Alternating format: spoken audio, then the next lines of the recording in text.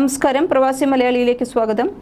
സൗദിയിൽ നിന്ന് താമസ തൊഴിൽ ലംഘനങ്ങൾക്ക് പിടിയിലായ 10,205 പ്രവാസികളെ നാടുകടത്തി. ഒരാഴ്ചക്കിടെ രാജ്യത്തിന്റെ വിവിധ പ്രദേശങ്ങളിൽ നടത്തിയ പരിശോധനയിൽ പുതുതായി 13,308 പേർ അറസ്റ്റിലാവുകയും ചെയ്തിട്ടുണ്ട്.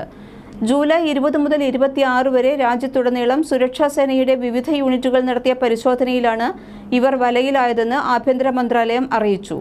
7,725 താമസ ലംഘകരും 3,427 അതിർത്തി നിയമലംഘകരും 2,156 തൊഴിൽ നിയമലംഘകരുമാണ് അറസ്റ്റിലായത്.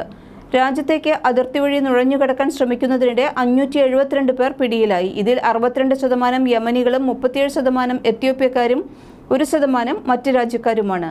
58 പേർ സൗദി അറേബ്യയിൽ നിന്ന് പുറത്തുകടക്കാൻ ശ്രമിക്കുന്നതിനിടെ പിടിക്കപ്പെട്ടിട്ടുണ്ട്. താമസ തൊഴിൽ ചട്ടങ്ങൾ ലംഘിക്കുന്നവർക്ക് യാത്രാ താമസ സൗകര്യങ്ങൾ ഒരുക്കുകയും ഇക്കാര്യം മറച്ചുവെക്കുകയും ചെയ്ത 5 പേരെയും അറസ്റ്റ് ചെയ്തിട്ടുണ്ട്. ഇതേസമയം സൗദിയിലെ സ്വകാര്യ സ്ഥാപനങ്ങൾക്ക് മൂല്യവർദ്ധിത നികുതി വാറ്റ് ഇനത്തിൽ ചുമത്തിയ പിഴകൾ ഒഴിവാക്കുന്നതിന് അനുവദിച്ച ഇളവ് കാലാവധി വീണ്ടും ദീർഘിപ്പിച്ചിട്ടുണ്ട്. സക്കാത്ത് ആൻഡ് ടാക്സ് അതോറിറ്റി അനുവദിച്ച കാലാവധിയാണ് നീട്ടിയത്. മെയ് 31 അവസാനിച്ച കാലാവധിയാണ് 7 മാസത്തേക്ക് കൂടി നീട്ടി ഡിസംബർ 31 വരെയാക്കി പുതുക്കിയിട്ടുള്ളത്. അനുവദിച്ച സാവകാശം പരമാവധി എല്ലാ നികുതിദായകരും പ്രയോജനപ്പെടുത്താൻ അതോറിറ്റി ആവശ്യപ്പെട്ടു.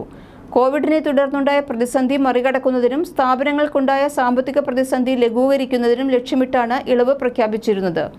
2021 ജൂണിലാണ് പദ്ധതി പ്രഖ്യാപിച്ചത്. വാറ്റ് രജിസ്ട്രേഷൻ വൈകൽ, നികുതി പണമടയ്ക്കാൻ വൈകൽ, വാറ്റ് റിട്ടേൺ ഫയൽ ചെയ്യാനുള്ള കാലതാമസം, വാറ്റ് റിട്ടേൺ തിരുത്തൽ, ഡിജിറ്റൽ ഇൻവോയിസിംഗുമായി ബന്ധപ്പെട്ട സ്ഥാപനങ്ങളിൽ നടത്തിയ പരിശോധനയിൽ കണ്ടെത്തിയ നിയമലംഘനം എന്നിവയ്ക്ക് ചുമത്തിയ പിഴകളാണ് ഒഴിവാക്കുന്നത്.